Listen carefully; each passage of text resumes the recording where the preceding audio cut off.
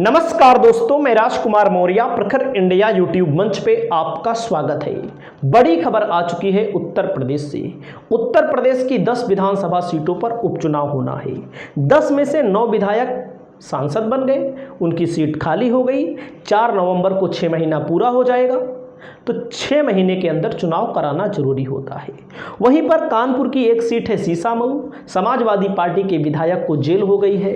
जिस व्यक्ति को 2 साल से ज़्यादा जेल हो जाती है, उसकी विधायकी हो या सांसदी हो, कोई भी नेता हो, उसकी सदस्यता समाप्त हो जाती है। इस चीज़ को लेकर के, इस उपचुनाव को लेकर के समाजवादी पार्टी और भारतीय जनता पार्टी के बीच खींचतान जारी है। बीजेपी जिस प्रकार से 2024 के लोकसभा चुनाव में हारी है, अगर आप आंकड़ों की बात करें तो 10 सीटों में 8 ऐसी सीटें हैं जहां पर लोकसभा में सपा को बीजेपी से ज़्यादा वोट मिला। हकीकत यही है। मझवा को छोड़ दो और गाजियाबाद को छोड़ दो, बाकी सभी सीटों पर हकीकत है ये चीज़। अब इन चीज़ों को लेकर भारतीय जनता पार्टी अपने कील कांटे दुरुस्त कर रही है। भारतीय जनता पार्टी की कई मंत्रियों ने, कई विधायकों ने, कई सांसदों ने कहा अधिकारियों ने चुनाव हरवा दिया। तो समाजवादी पार्टी ने बीजेपी के ऊपर आरोप लगाया है कि तमाम यादव मुसलमान अधिकारी हटा दिए गए। और इसको लेकर के समाजवादी पार्टी के राष्ट्रीय महासचिव रामगोपाल यादव क्या बोल रहे हैं, पूरी बात सुनिएगा। आपकी जो भी राय होगी आप अपनी राय को बताइएगा।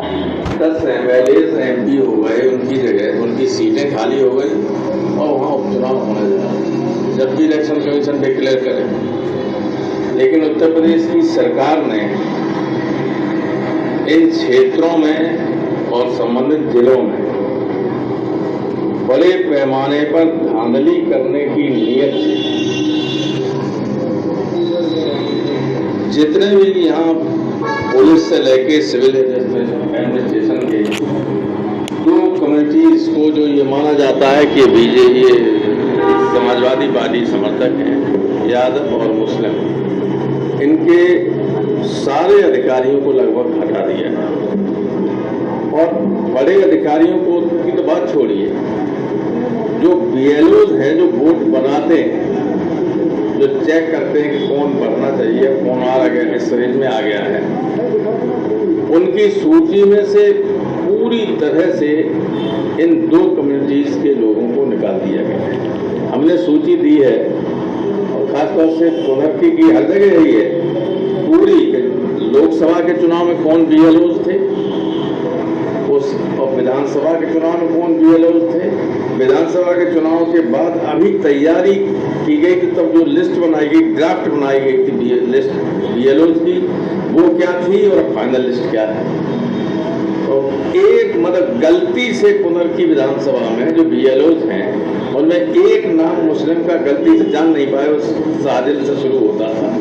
ये साजिद का क्या है, सब हटा दिए गए। तो जब ये मंशा सरकार की हो, तो सरकार की तरफ से चुनाव में धांधली होना तय है। बस यही चीज हम बताने आए थे यहाँ पर। तो क्या आश्वासन मिला? उन्होंने कहा पूरा निष्पक्ष चुनाव होगा, हम सब में जांच करा लें और अगर सही है। तो यहाँ पर आप देख रहे हैं कि सपा की तरफ से आरोप लगाया गया, इससे भाई 2024 के पहले 22 का चुनाव हुआ था, जो बीएलओ थे, और लोकसभा में जो बीएलओ थे, सपा ने सीसामऊ में 98 बीएलओ की सूची दी है और कुंदरकी में 12 बीएलओ की सूची दी है।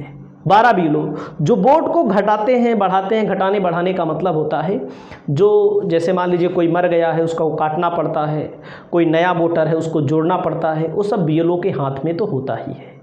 इसको लेकर समाजवादी पार्टी बहुत चिंतित है, बहुत निराश है, क्योंकि ऐसे ही अगर चुनाव होगा तो कैसे समाजवादी पार्टी चुनाव जीतेगी, कैसे भाजपा चुनाव जीतेगी। आपकी क्या राय है, आप अपनी राय को बताइएगा। चैनल पर पहली बार आए हैं तो चैनल को जरूर सब्सक्राइब करिएगा। नमस्कार।